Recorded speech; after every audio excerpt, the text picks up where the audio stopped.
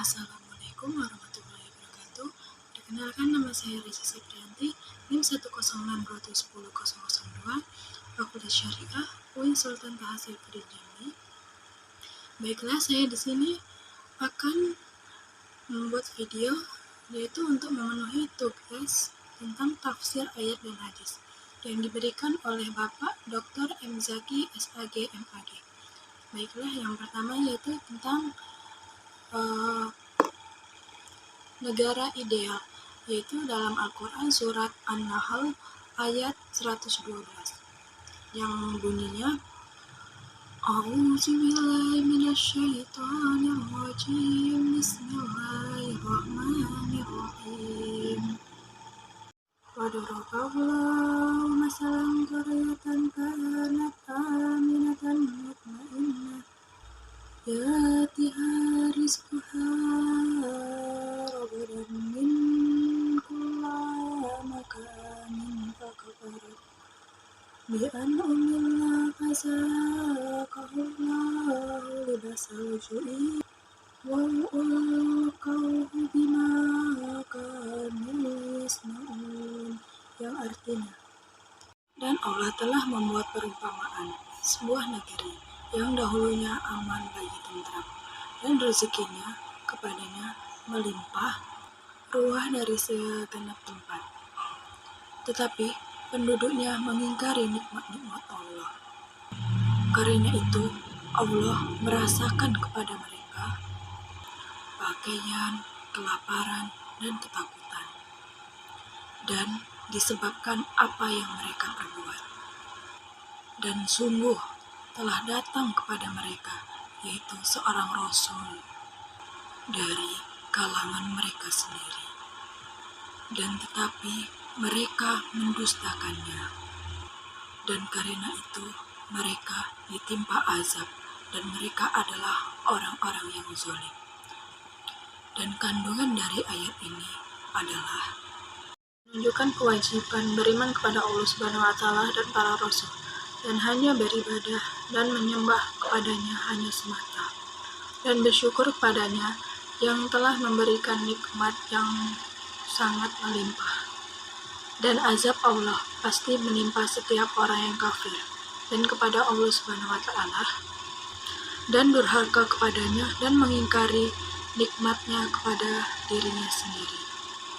Dan tidak ada kezaliman yang lebih besar dari kekafiran, kedurhakaan kepada Allah Subhanahu wa Ta'ala.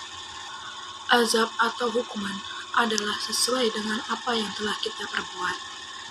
Dan ketika penduduk bumi ini tidak mensyukuri dan mengingkari nikmatnya, dan mereka pun diberi ganti dengan sebaliknya, dan nikmat itu akan dihapus dan diganti oleh bencana dan malapetaka.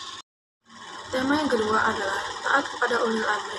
Dalam Al-Quran surat An-Nisa ayat 59 yang bunyinya, Ya ayyuhallazina amanu ati'ullah wa ati'ur rasula wa ulil amri minkum fi tanastum fi syai'in waruduhu ilallah wa rusuli in kuntum tuminuna billah yaumil akhir zalika khairu wa ahsanu tawila, yang artinya, hai orang-orang beriman, taatilah Allah dan taatilah Rasul-Nya dan ulil amri di antara kamu.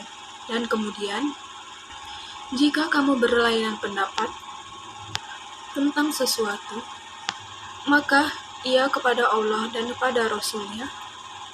Dan jika kamu benar-benar beriman kepada Allah dan di kemudian hari, dan demikian itu lebih utama dan lebih baik akibatnya. Dan kandungan dari ayat ini adalah orang-orang yang beriman wajib taat kepada Allah Subhanahu wa Ta'ala dan kepada Rasulullah SAW secara mutlak, dan mengamalkan Al-Quran dan Sunnah Rasulullah SAW, dan wajib kepada ulil amri, yaitu kepada umaro dan ulama, dan selama tidak bertentangan kepada Allah Subhanahu wa Ta'ala. dan Rasul-Nya. Jika ulil amri memerintahkan sesuatu tentang Al-Quran dan sunnah Rasulullah atau untuk bermaksiat kepada Allah, maka tidak ada kewajiban untuk menaatinya. Dan Al-Quran dan hadis adalah sumber hukum Islam. Dan ketika ada hal-hal yang diperselisihkan dan harus dikembalikan kepada Al-Quran dan hadis. Menjadikan Al-Quran dan hadis yaitu menjadi sebagai sumber hukum dan mengembalikan penilaian kepada keduanya. Dan ketika terjadi perselisihan dan buktinya adalah keimanan.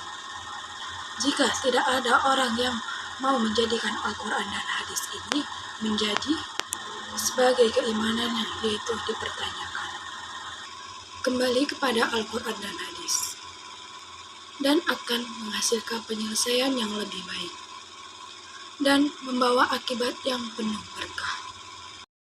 Dan yang ketiga adalah pendidikan dan keimanan, yaitu dalam Al-Quran surah Al-Baqarah ayat 31 yang bunyinya wa 'allama adamal asma akumlah summa araddahum alal malaikati faqala anbi uni bi asma'iha ulain kuntum shadiqin, yang artinya, dan ia mengajarkan kepada Adam, yaitu tentang nama-nama benda, dan kemudian mengemukakannya kepada para malaikat. Dan lalu berfirman, sebutkanlah kepadaku jika nama-nama benda itu jika kamu memang orang yang benar. Dan kandungan dari ayat ini adalah, ayat ini menginformasikan bahwa manusia dianugerahi oleh potensi untuk mengetahui nama-nama dan fungsi, karakteristik benda-benda, misalnya seperti fungsi api, angin, dan sebagainya. Dan manusia juga dianugerahi oleh potensi yaitu berbahasa. Sistem pengajaran yang diberikan kepada manusia bukan dari kata kerja, tetapi dari seperti mama, papa. Dan itulah sebagian kata-kata yang dipahami oleh para ulama dan firman-Nya, dan dia mengajar Adam seluruhnya. Baiklah, itu tadi penjelasan dari 3 tema yang telah saya berikan tadi. Dan semoga bermanfaat bagi kalian semua, dan bila ada pengucapan kata-kata atau pembacaan ayat yang salah, saya mohon maaf, dan saya akhiri wabillahi taufiq wal hidayah. Wassalamualaikum warahmatullahi wabarakatuh.